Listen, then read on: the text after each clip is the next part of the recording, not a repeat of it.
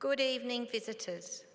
Welcome to the Australian War Memorial's last post ceremony. My name is Lexa Peterson, and joining us today from the Australian Army is Corporal Renee Boss.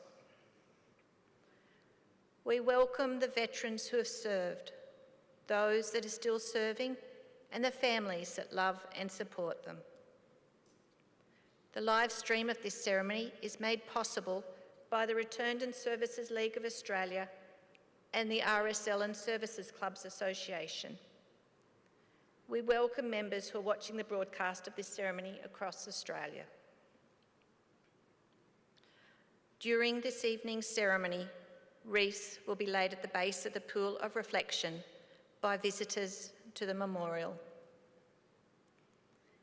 If you're able, please stand and join in singing the national anthem.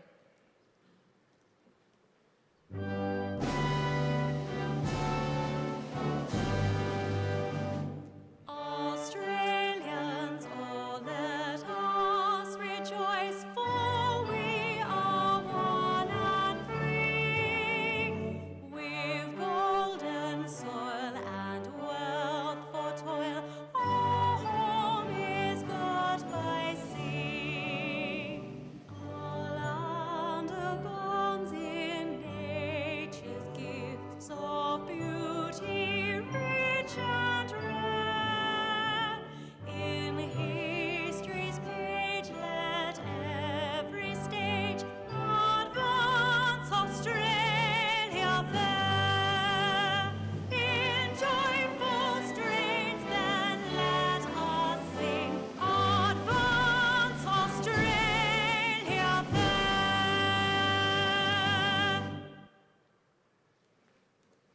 If able, please be seated.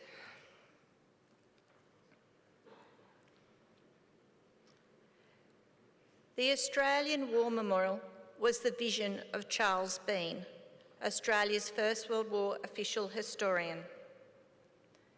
Bean landed with the Australian troops on Gallipoli and stayed with them at the front through to the end of the war. The idea of this national memorial and museum came to him at Pozières, France, in the depths of the bloody fighting of 1916. Bean's idea was that this would be a place where family and friends could mourn loved ones buried in faraway places. It would also be a place that could help all Australians understand what these men and women had endured and what they had done for us. Bean's vision, to which we remain true, is best expressed as inscribed at the entrance to the memorial's galleries. Here is their spirit, in the heart of the land they loved, and here we guard the record which they themselves made. Tonight we will read the story behind just one of those on the Roll of Honour, which lists the names of more than 103,000 men and women who have given their lives for us in war and on operations for more than a century.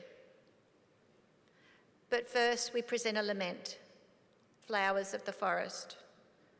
Wreaths or floral tributes will now be laid at the base of the pool of reflection.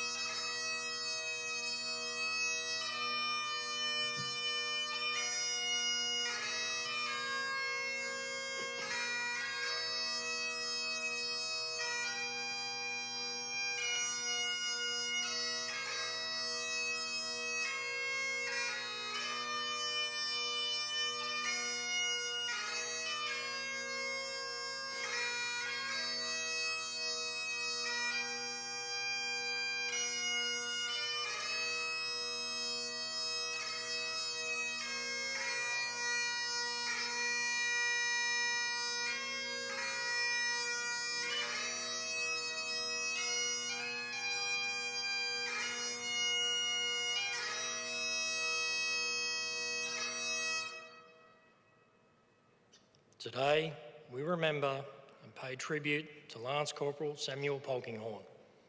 Samuel Polkinghorne was born on the 26th of June, 1889, in the small town of St Ornard, Victoria. Known as Sam, he was one of 5 children born to William Polkinghorne, a farmer, and his wife Eliza.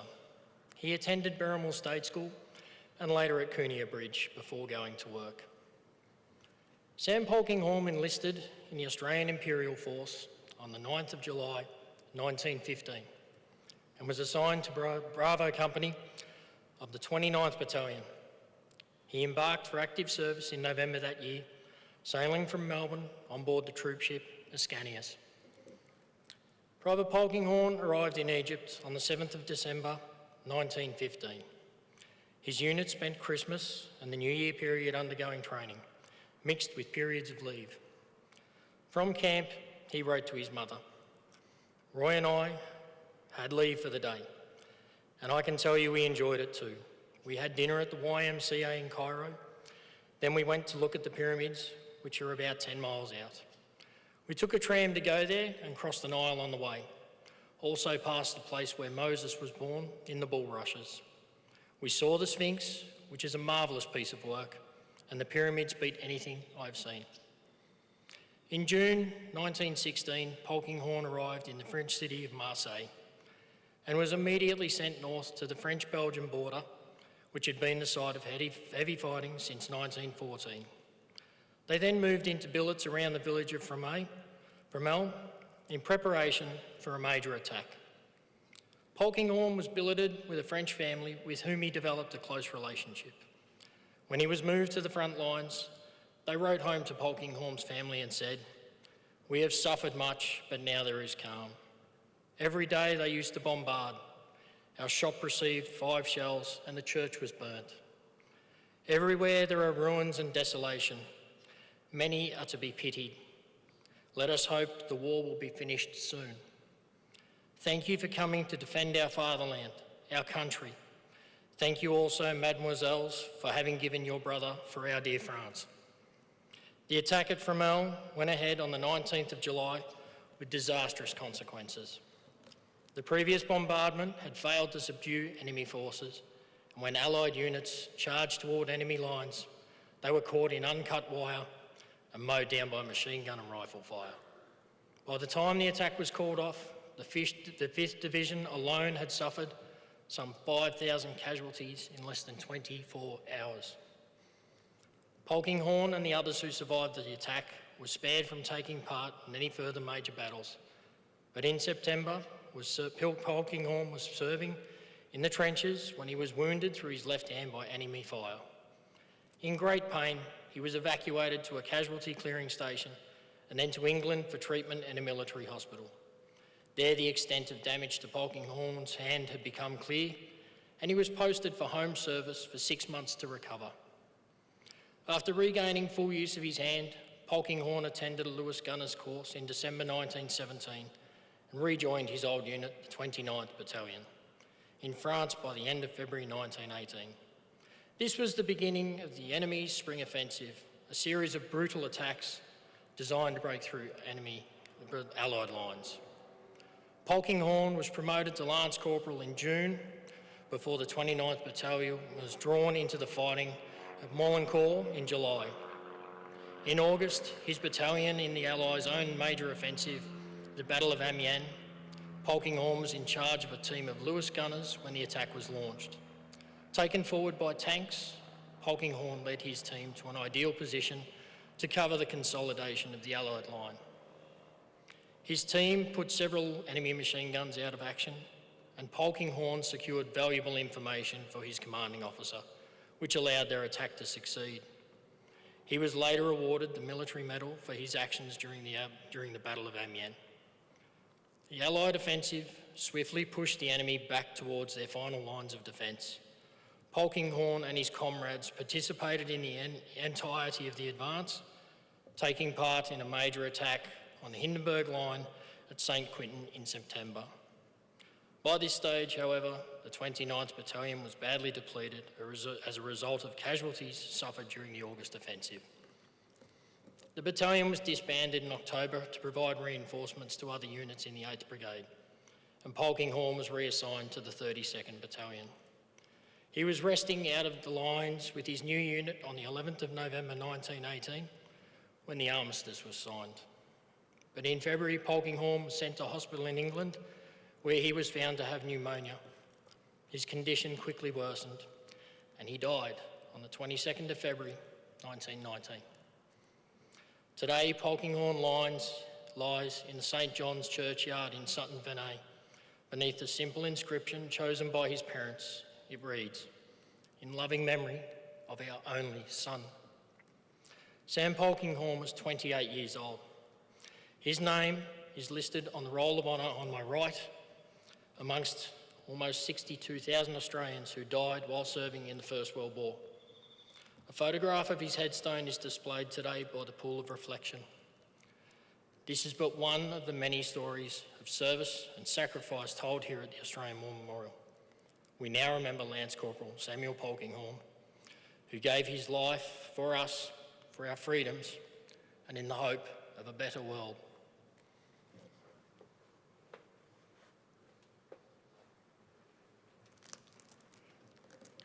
Please stand for the reading of the Ode and sounding of the last post.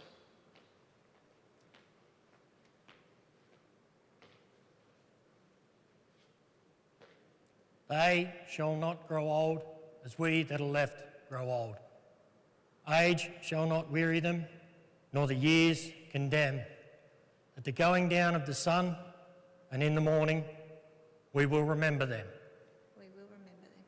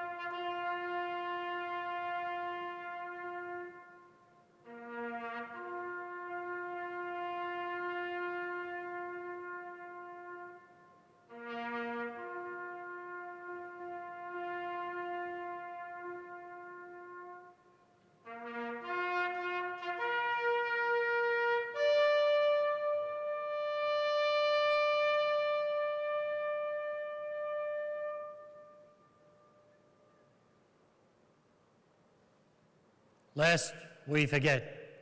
Lest we forget.